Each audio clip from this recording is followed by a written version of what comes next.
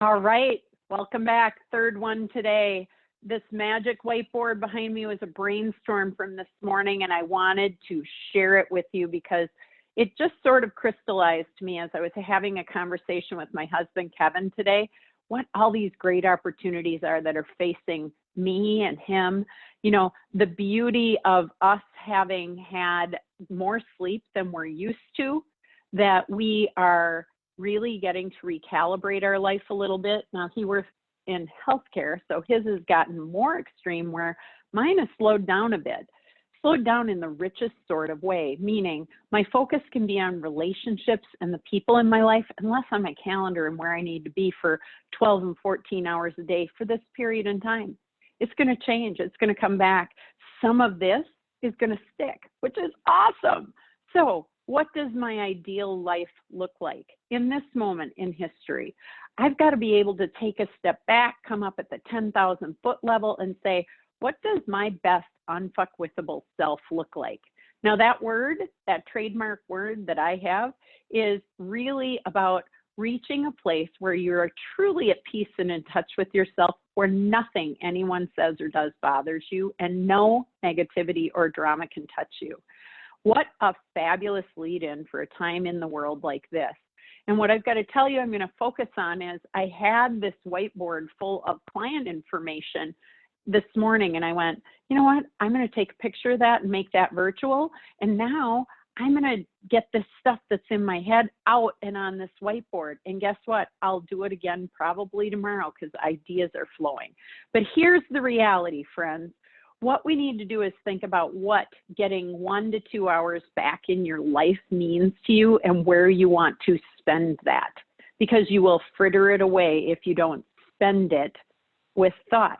So in my world, what this means is thinking about at work, for me, and with my family, how do I want to recalibrate things so that I'm more connected, living, again, a realigned life to what reality is in this moment, and how I get better, we get better, and we impact the world more favorably.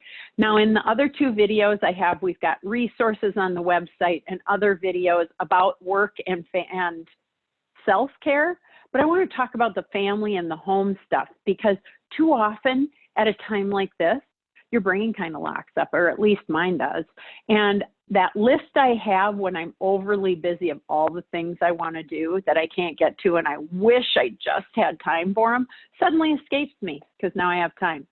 So here's what I did. I have private lists and personal lists going on, but what I want you to know is this: relationships are first on all three lists, and that's where I have to be better. I have to put some of the time into all the things I wished I've been doing for all this time. So that's where a lot of my time is. And as you see me scrolling on my screen on the phone, these are people reaching back to me from texts, calls, emails. I am online constantly and managing that. So with my family, what I can tell you I'm most excited about is our virtual game night. We've got a game night coming up this Saturday, or at least I think we do. I have to check and see if they've accepted their virtual invitation. But we're going to get on Zoom and we're going to play a game. This game I love is called Mixtape, and it's so fun and so easy. Look it up on Amazon, $7 or $8, worth your time and worth a lot of laughter.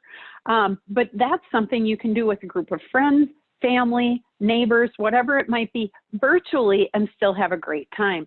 I heard about Netflix Party now, so you can watch Netflix as a group and even pause the movie collectively between a group. So cool. I made a project list, all those things, your honeydew list, you know, my poor husband, but all those things he and I already set out on for our personal VTO, which is right here.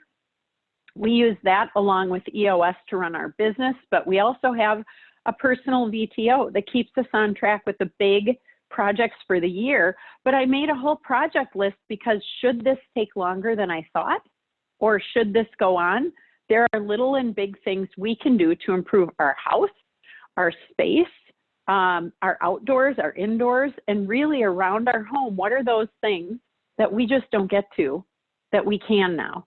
and that some of that time can go back to. I have a wish list. It might be the stuff that's more expensive. It might be the things that I really don't enjoy doing as much, or I might need help doing.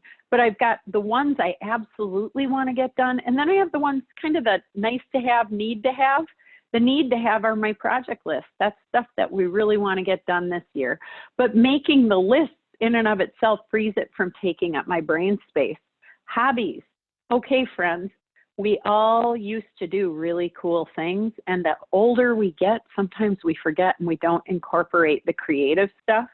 What kinds of hobbies have you been waiting to do for some time? Because you could take one up right now. Improvements, mental, physical, within our family. What can we be doing better? Last year we did a staycation. It was all things we could do in Minnesota. Now we can tour museums and do things like that online together and have dialogue and discussion, so we can be learning, we can be improving.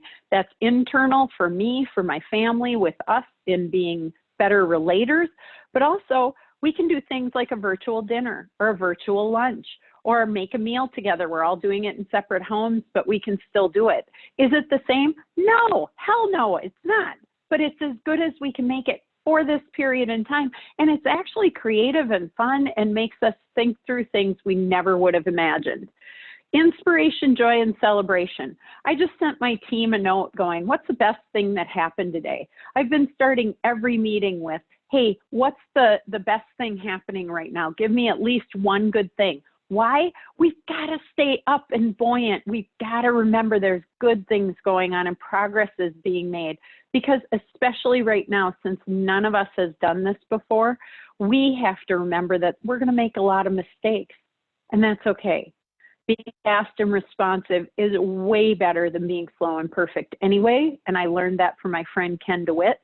That being said, how do we find the joy and the inspiration in the common stuff, like the fact that my bags are going away and I'm sleeping more? That is a great thing, especially when they're deep and dark. Let's be real. Also, last but not least, how do you celebrate? Again, there's all kinds of virtual things you can be doing and games to play and things to do, but what can you be celebrating in the midst of all that's changing? Just because it's changing doesn't mean it's bad. It just means we had an idea of how it was going to look, and it doesn't look that way anymore. And that's hard to grasp sometimes. That being said, let go of that. Feel what you feel about it, but then let's get excited about what we do have and what is possible and what we can do, because that will take us to a new normal that might be every bit as good and maybe a little bit better. Thanks for playing along. We'll have more.